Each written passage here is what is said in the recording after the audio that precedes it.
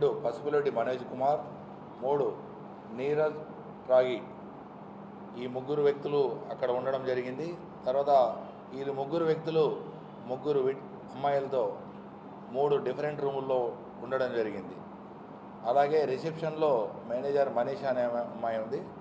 వీళ్ళందరినీ ప్రత్యక్షంగా చూసి రైడ్ చేయడం జరిగింది మహేష్ రెడ్డి వారి ఆధ్వర్యంలో.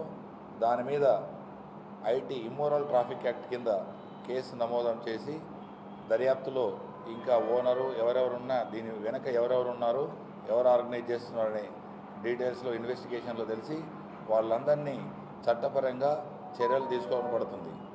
ముఖ్యంగా ఎస్పీ గారు ప్రత్యేక ఆదేశాలు ఇచ్చారు. తిరుపతిని పవిత్ర నగరంగా, ఆధ్యాత్మిక నగరము ఎలాంటి ఆటంకం కలగకుండా, ఇలాంటి సంఘ విద్రోహ కార్యకలాపాలు కానీ, ఇలాంటి రౌడీ చర్యలు కానీ ఏవి జరగకుండా